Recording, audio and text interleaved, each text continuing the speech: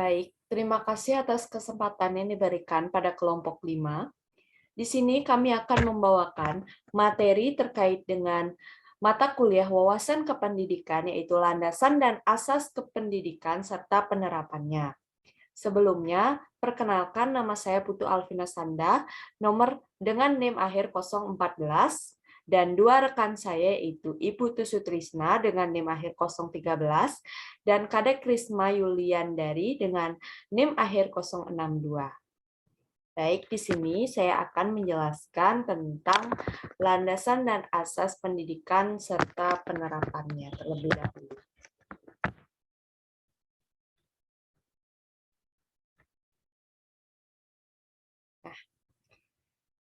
Landasan dan asas pendidikan serta penerapannya.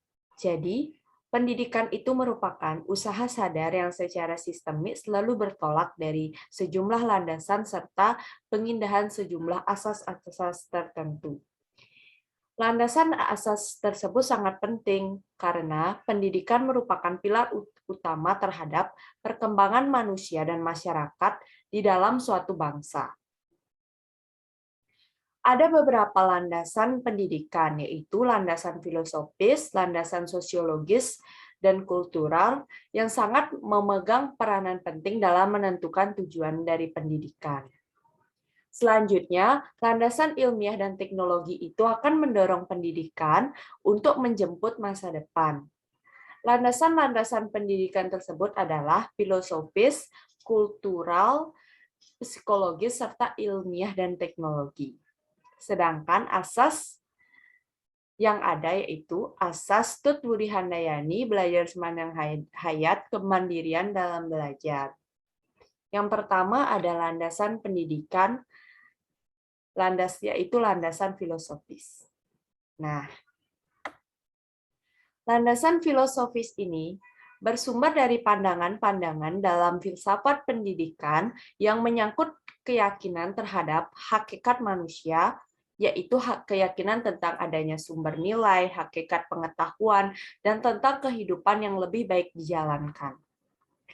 Aliran filsafat yang kita kenal sampai saat ini adalah idealisme, realisme, perennialisme, esensialisme, pragmatisme, progresivisme, dan ekstansialisme. Yang pertama, saya akan menjelaskan tentang aliran idealisme. Nah, idealisme itu merupakan suatu aliran filsafat pendidikan yang berpaham bahwa pengetahuan merupakan kebenaran yang paling tinggi adalah ide dari diri sendiri, bukan dari orang lain. Jadi, dalam konteks pendidikan ini, Islam menceritakan pemikiran atau ide tertinggi. Yang kedua ada realisme. Realisme adalah suatu aliran filsafat yang luas yang meliputi materialisme di satu sisi dan sikap yang lebih dekat dengan idealisme objek di pihak lain. Realisme itu merupakan pandangan bahwa objek-objek indera adalah real atau nyata dan berada sendiri tanpa bersandar dalam pengetahuan lain atau kesadaran akal. Selanjutnya ada perennialisme. Apa sih perennialisme itu?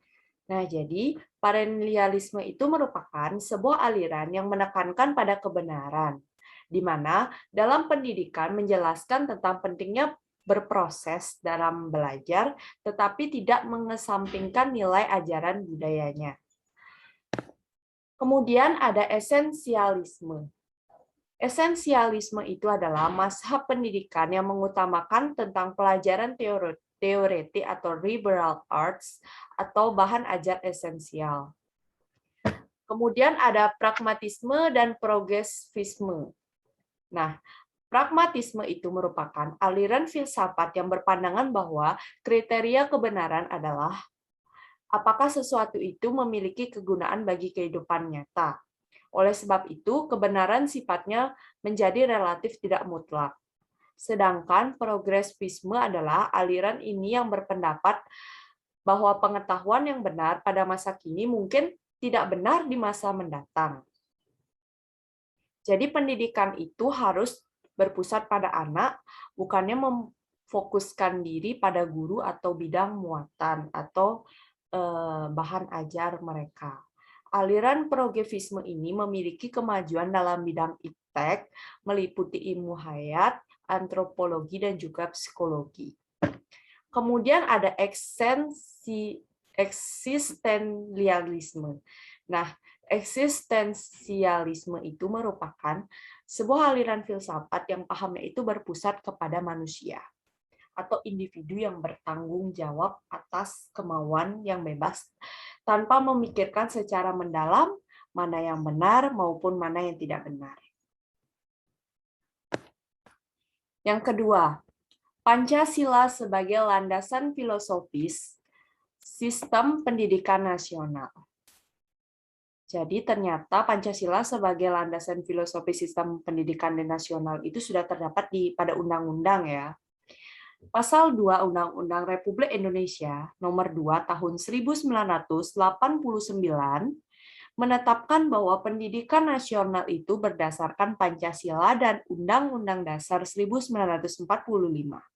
Sedangkan ketetapan MPR RI Nomor 2 /MPR /1978 tentang P4 menegaskan pula bahwa Pancasila merupakan jiwa seluruh rakyat Indonesia, kepribadian bangsa Indonesia, pandangan hidup bangsa Indonesia, dan dasar negara Indonesia.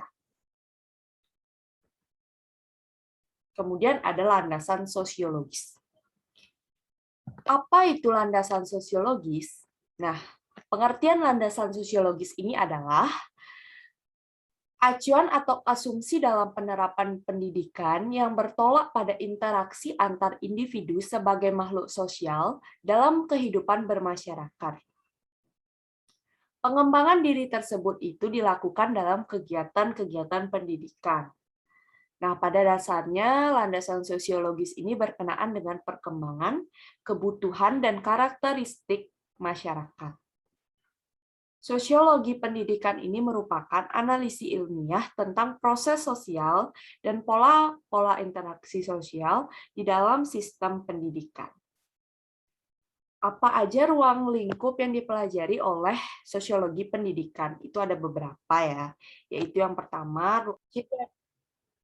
jadi ada 4 bidang yang dipelajari oleh landasan sosiologis itu. Yang pertama ada hubungan sistem pendidikan dengan aspek masyarakat lain.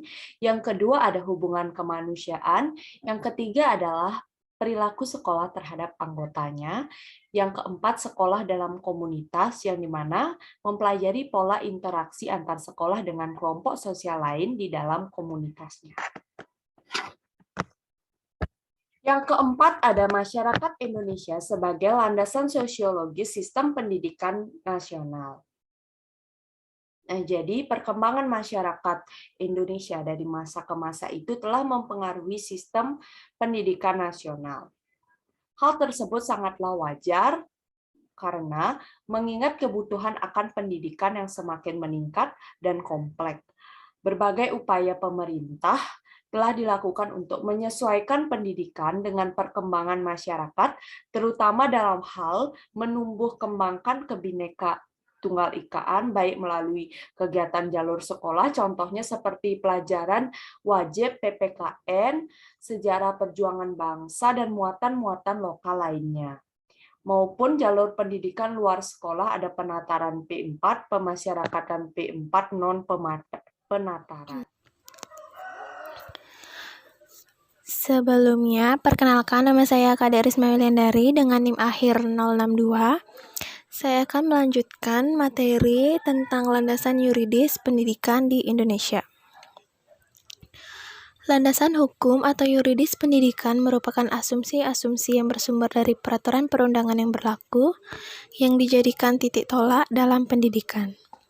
Menurut Eko Susilo, dengan adanya landasan ideal yaitu landasan yuridis dalam sistem pendidikan di Indonesia, maka arah pendidikan nasional di Indonesia tidak boleh menyimpang dari pembentukan manusia Pancasila dan gerakannya pun berdasarkan Pancasila dan Undang-Undang Dasar tahun 1945.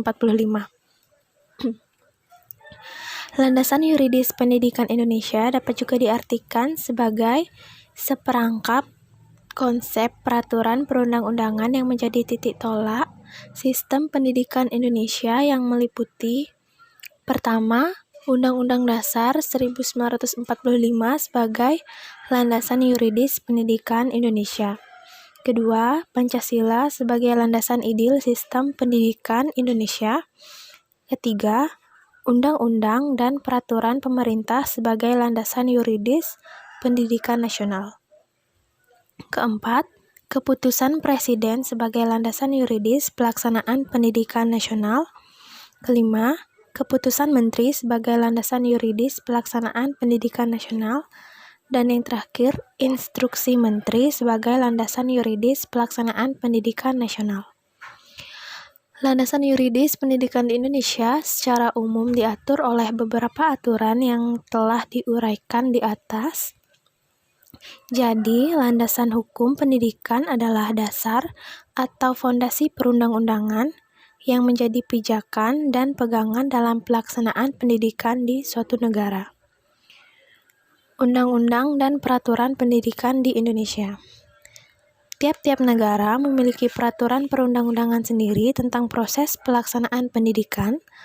Landasan yuridis atau landasan hukum pendidikan Indonesia juga mempunyai seperangkat peraturan perundang-undangan yang menjadi titik tolak sistem pendidikan di Indonesia.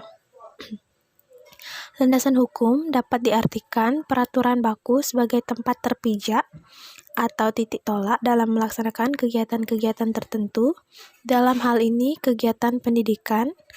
Adapun landasan hukum atau landasan yuridis pendidikan di Indonesia adalah sebagai berikut. Pertama, Undang-Undang Dasar tahun 1945, Pasal 31. Landasan hukum atau landasan yuridis pendidikan Indonesia diatur dalam Undang-Undang Dasar tahun 1945, Pasal 31. Ayat 1 berbunyi, setiap warga negara berhak mendapatkan pendidikan. Ayat 2, setiap warga negara wajib mengikuti pendidikan dasar pemerintah, wajib membiayainya. Ayat 3 berbunyi, pemerintah mengusahakan dan menyelenggarakan satu sistem pendidikan nasional yang meningkatkan keimanan dan ketakwaan serta akhlak yang mulia dalam rangka mencerdaskan kehidupan bangsa yang diatur dengan undang-undang. Ayat 4 berbunyi, negara memprioritaskan anggaran pendidikan sekurang-kurangnya 20% dari anggaran pendapatan belanja negara serta dari anggaran pendapatan belanja daerah untuk memenuhi kebutuhan penyelenggaraan pendidikan nasional. Ayat 5 berbunyi, pemerintahan memajukan ilmu pengetahuan dan teknologi dengan menjunjung tinggi nilai-nilai agama dan persatuan bangsa untuk kemajuan peradaban serta kesejahteraan umat manusia. Kedua, Undang-Undang Republik Indonesia Nomor 20 Tahun 2003 tentang Sistem Pendidikan Nasional. Undang-undang ini mengatur pendidikan pada umumnya, yang mana artinya segala sesuatu yang berkaitan dengan pendidikan, mulai dari prasekolah sampai dengan pendidikan tinggi, ditentukan dalam undang-undang ini. Adapun beberapa pasal yang berkaitan dengan pendidikan antara lain Pasal 1, Ayat 2, dan Ayat 5 tentang pendidikan yang berakar pada kebudayaan dan nilai-nilai agama yang berdasarkan Pancasila dan Undang-Undang Dasar 1945. Pasal 5 tentang hak untuk memperoleh pendidikan yang bermutu. Pasal 6 tentang kewajiban mengikuti pendidikan dasar dan kerjasama antara komponen masyarakat dalam upaya pengembangan pendidikan. Pasal 13 tentang perbedaan pendidikan jalur formal, non-formal, dan informal. Pasal 15 tentang pembagian jalur pendidikan formal. Pasal 29 tentang jalur kedinasan. Pasal 28 tentang pendidikan anak usia dini. Pasal 20 tentang pendidikan akademik dan pendidikan profesional. Pasal 24 tentang kebebasan akademik, kebebasan mimbar akademik, dan otonomi keilmuan. Pasal 12 tentang hak peserta didik untuk memperoleh pendidikan agama. Pasal 39 tentang tenaga kependidikan, Pasal 36 tentang pengembangan kurikulum, Pasal 45 tentang pengadaan dan pemberdayaan sumber daya pendidikan, Pasal 58 tentang evaluasi hasil belajar peserta didik. Ketiga, Undang-Undang Nomor 14 Tahun 2005 tentang guru dan dosen.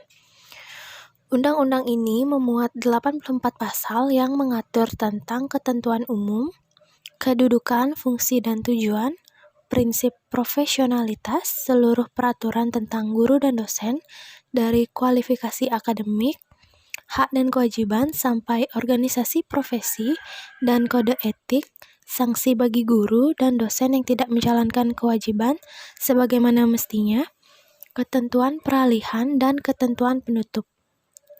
Undang-undang dan yang keempat, Undang-Undang Nomor 19 Tahun 2005 tentang Standar Nasional Pendidikan. Undang-undang ini memuat 97 pasal yang mengatur tentang ketentuan umum, lingkup, fungsi dan tujuan, standar isi, standar proses, standar sarana dan prasarana, standar kompetensi lulusan, standar pendidikan dan tenaga pendidikan, standar pengelolaan, standar pembiayaan, standar penilaian pendidikan, Badan Standar Nasional Pendidikan, evaluasi, akreditasi, sertifikasi, penjamin mutu, ketentuan peralihan, dan ketentuan penutup. Menurut peraturan pemerintah, yang dimaksud dengan standar nasional pendidikan adalah kriteria minimal tentang sistem pendidikan di seluruh wilayah hukum negara kesatuan Republik Indonesia. Dapat disimpulkan bahwa fungsi landasan yuridis atau landasan hukum pendidikan di Indonesia sebagai dasar, pijakan atau titik tolak praktek pendidikan dan atau studi pendidikan yang mengikat setiap manusia di dalamnya dalam menjalankan proses pendidikan dan memberikan sanksi yang sesuai dengan ketentuan bagi yang melanggar untuk menetapkan kebijakan-kebijakan dalam hal penyelenggaraan pendidikan di Indonesia. Sekian materi yang saya sampaikan, selanjutnya akan dilanjutkan oleh rekan saya. Terima kasih. Yang ketiga yaitu materi asas-asas pokok pendidikan. Asas pendidikan merupakan sesuatu kebenaran yang menjadi dasar atau tumpuan berpikir baik pada tahap perancangan maupun pelaksanaan pendidikan. Khusus di Indonesia, terdapat beberapa asas pendidikan yang memberi arahan dalam merancang melaksanakan pendidikan. Di antaranya yaitu Tut Wuryandayani, asas belajar sepanjang hayat, asas kemandirian dalam belajar. Pada Tut Wuryandayani merupakan sebagai asas pertama. Tut Wuryandayani merupakan inti dari sistem umum penggunaan asas yang dikembangkan oleh Ki Hajar Dewantara. Kemudian dikembangkan oleh DRS RMC Kartono dengan menambahkan dua semboyan lagi, yaitu ing raso sing tumudo dan ing maju mangun karso. Yang kedua yaitu asas belajar sepanjang hayat. Asas belajar sepanjang hayat merupakan sudut pandang dari sisi lain terhadap pendidikan seumur hidup.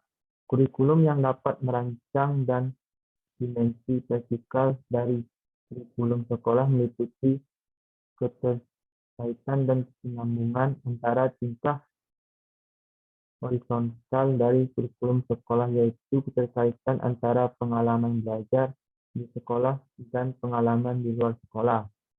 Yang ketiga yaitu asas kemandirian dari belajar. Dalam kegiatan belajar mengajar sendiri mungkin dikembangkan kemandirian dalam belajar itu dengan menghindari campur tangan guru. Namun, guru selalu siap untuk ulur tangan jika diperlukan. Perwujudan asas kemandirian dalam belajar akan menempatkan guru dan peran utama sebagai fasilitator dan motivator.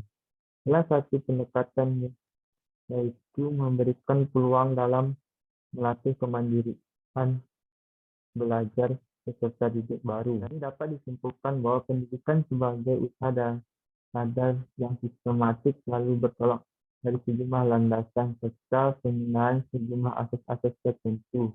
Landasan dan asas tersebut sangat penting karena pendidikan merupakan salah satu pilar utama perkembangan manusia dan masyarakat bangsa tertentu.